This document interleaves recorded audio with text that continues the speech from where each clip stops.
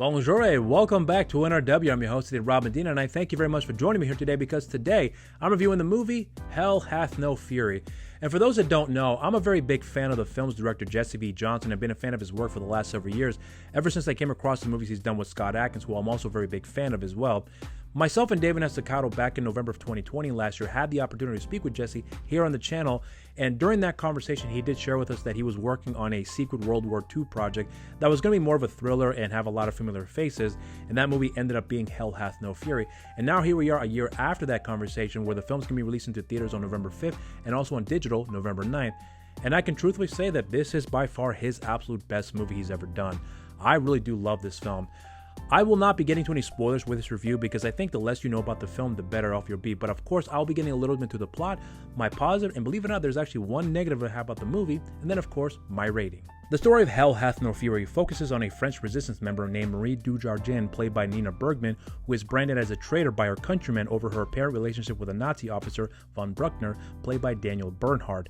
Marie is saved by execution from a group of American soldiers led by Major Maitland, played by Louis Mandylor, and the only reason why they saved her is because she made a promise to them to lead them to a cache of hidden gold, but there's a group of German soldiers who are hunting for the gold, and Marie will have to use all of her wits and guile if she is to survive. And that right there is a film in a nutshell, so now let's get on to my positives. The first positive is the cast. Every single one of these actors, in my opinion, do a fantastic job with their performances, and I think quite a few of them do deliver the best performances we've seen from them so far in this film. The first of which is Nina Bergman. I was actually not familiar with who she was prior to this movie, and before I saw the film, I looked into filmography to see if there's anything she would have done in the past that I would have come across, and it turns out she was actually in two movies I had seen before. The first of which is a movie called The Beautiful Ones, which is written and directed by Jesse V. Johnson, but in that movie she has a very tiny role, so there's really not a whole lot you can go off of that.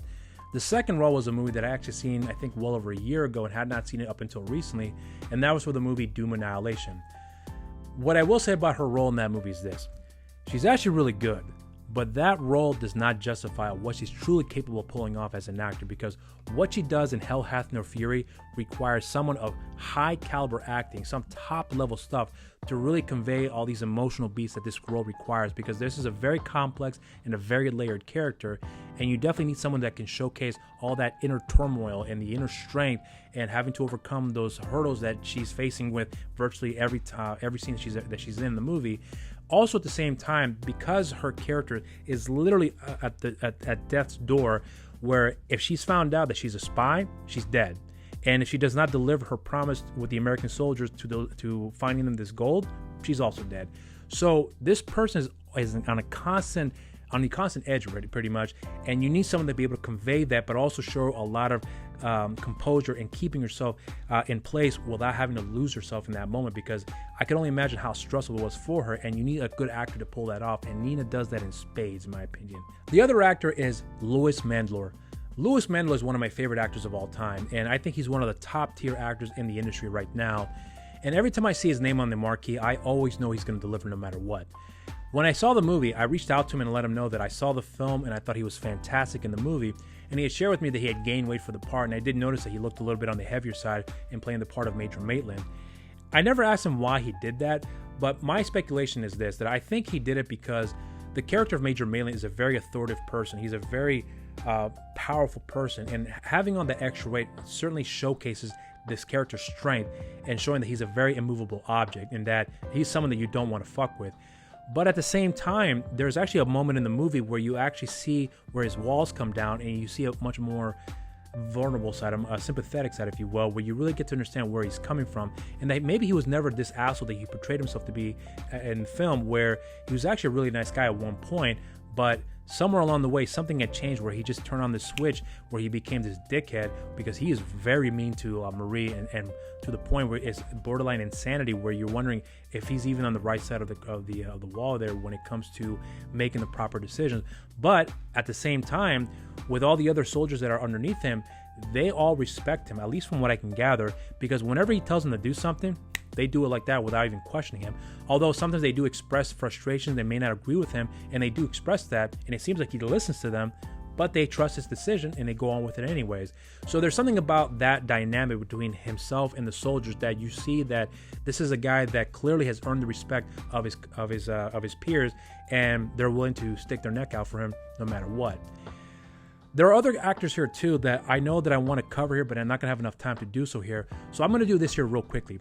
All the soldiers, Timothy V. Murphy, Luke LaFontaine, Joseph Cannon, those guys are fantastic, especially Timothy V. Murphy, where when you see that character, the way you see him from the moment you get introduced to him, he is like that all the way through.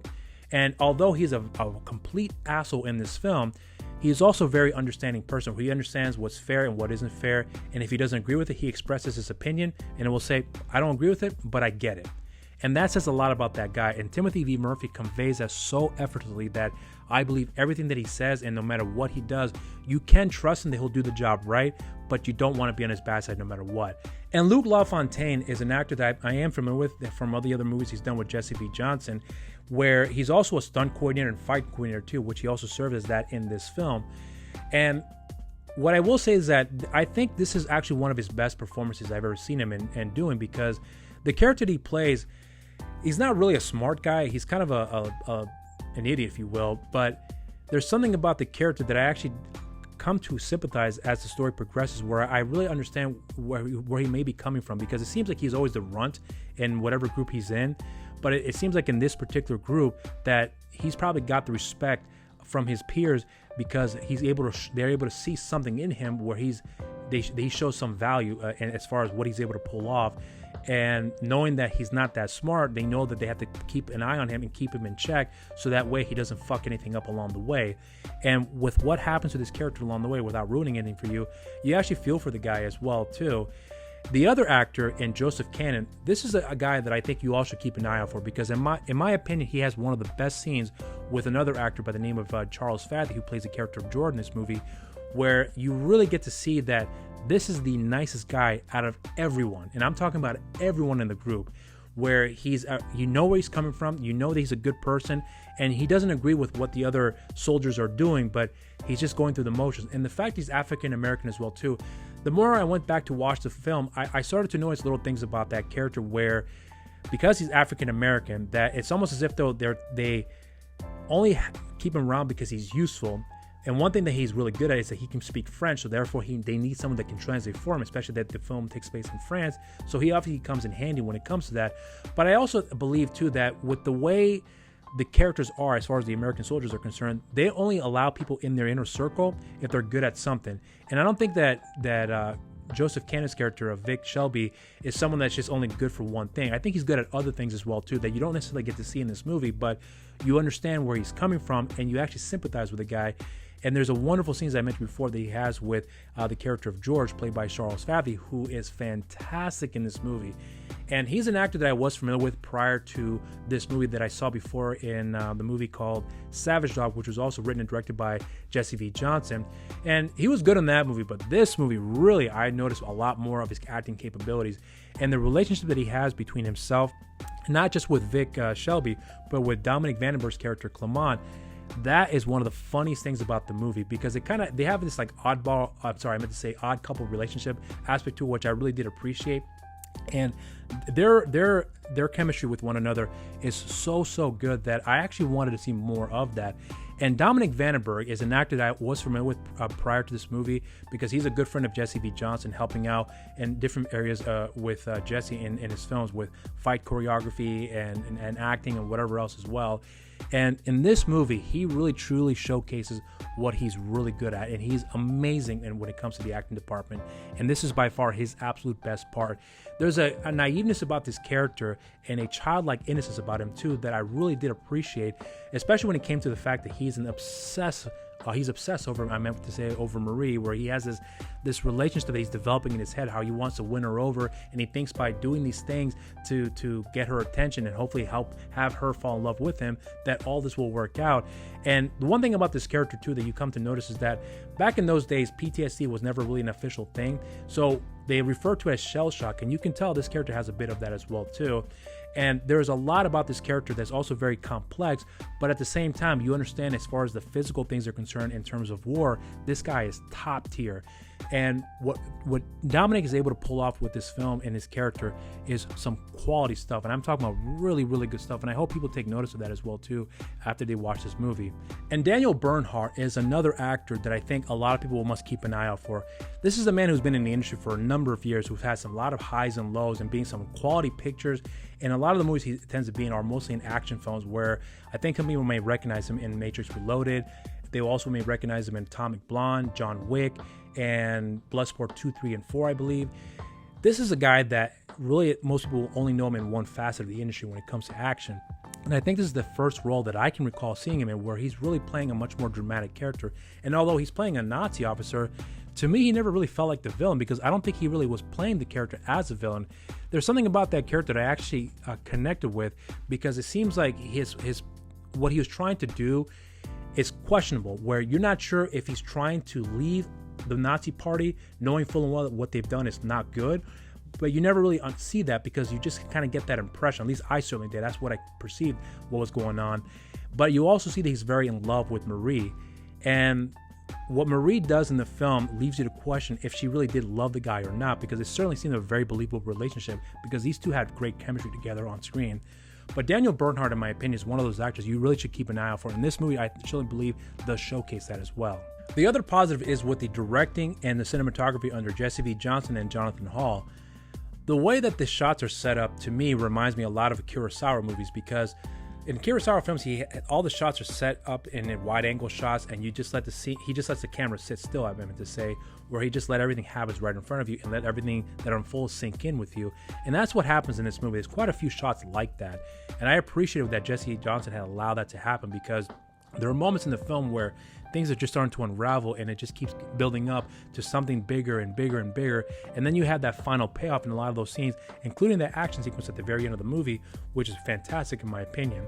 The production on this movie as well too, as far as the set design and the costume and a lot of the vehicles and the weaponry in this film, majority of them are actually authentic stuff from that period that we're able to use from this movie.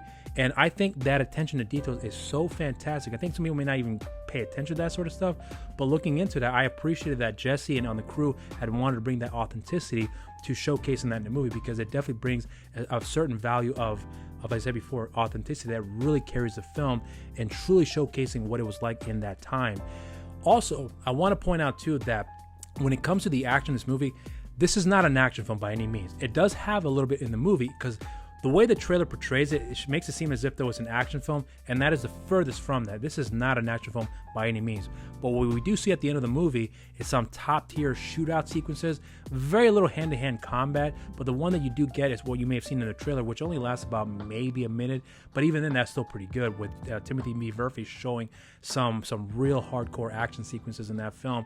And it would not surprise me if one day, if he ever gets an opportunity to be in a starring role where he plays a character very similar to, like, let's say, what Liam Neeson plays in Taken and many of the other films that he's taken on like that before. I really do see that Timothy V. Murphy is a guy who's capable of pulling that off after seeing what he does in this movie. But everything else about this movie, as I said before, is really top level stuff in my opinion. And when you come to find out it's a very low budget film according to Hollywood standards, you never feel that way at all about the movie, because the way that it's shot, the way that it's edited, the way that the music comes into place, especially with the score composed by Sean Murray, who I think did a fantastic job with this film, it's really some top tier level stuff in my opinion. And I really do hope that when people watch this movie, they walk away seeing a top quality film, even though it wasn't done with a large budget, because what you see is nothing short of amazing in my opinion. So now this is going to be a segue for me to get into my one negative. The only negative I have about the movie is that the movie is really short. It's only about 94 minutes long.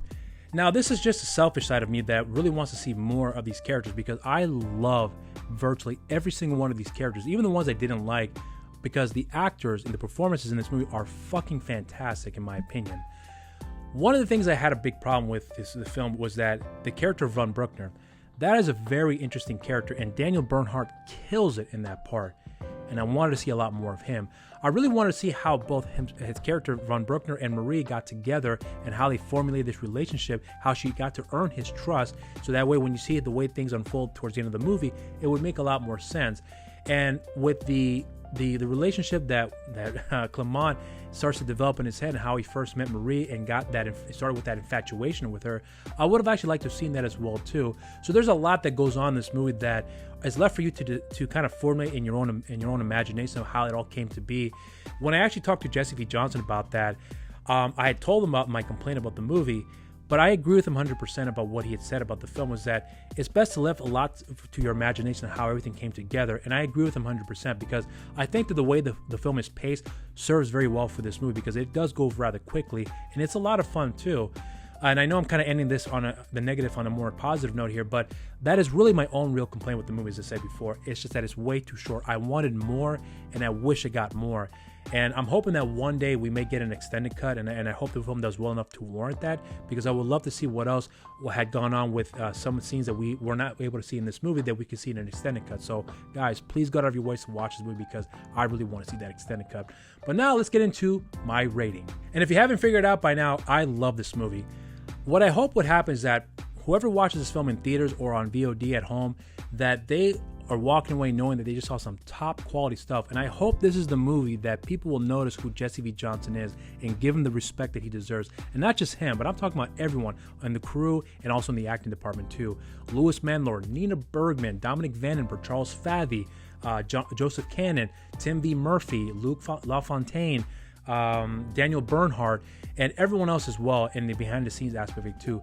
They have done a fantastic job in this movie, and I think they deserve all the flowers in the world. So for me, I give this film a solid cheers. And those are my thoughts on the film. When you guys do watch the film, let me know what you guys think in the comment section down below. And also, don't forget to share and like our videos, and also subscribe to the channel and hit the notification bell down there. And follow us on our social media accounts on Instagram and Facebook, New Release Wednesdays, and on Twitter at the NRW. And you can follow me on my social media accounts on Instagram, Rob_Medina0585, and on Twitter, RobMedina0585, on Facebook, simply just Rob Medina. And don't forget, I have a show on the channel called You're So Cool with Rob Medina. In the last episode I just dropped, I talked with the actor Dominic Vandenberg, who's one of the stars of the film Hell Hath No Fury, and this is a very fascinating person I got to talk to, who shares some wonderful insight about his background and also what he did to prepare for the role of Clement that he plays in the film Hell Hath No Fury, which I think you guys will appreciate. And on November 5th, I will be airing an episode on the show where I will talk with Jesse V. Johnson, the director of the film Hell Hath No Fury, and he shares some wonderful insight of what it took to make the movie, along with some other interesting stories he shares about some other films he's worked on as well too, which I think you guys will truly appreciate. And on the week of the film's release on digital, on November 11th, I will talk to one of the other stars in the movie, and Joseph Cannon, who is fucking fantastic. I love this guy, and the things he gets to share of what he had done to prepare for this role, and some more deep insight about the character and the character's background that he shares, and my perception of the character as well too. We really go in depth about all that, which I think you guys will also find fascinating as well too. And also, we have a social media account for the show too. On Instagram, You're So Cool with Rob Medina, and on Twitter, You're So Cool WRM. And I want to thank you all very much for joining me here today. I hope you guys did enjoy this review. And don't forget that the film will be coming out to theaters on November 5th and on digital November 9th. And until next time, everybody, I hope you guys have a wonderful day. Stay safe out there, and au revoir.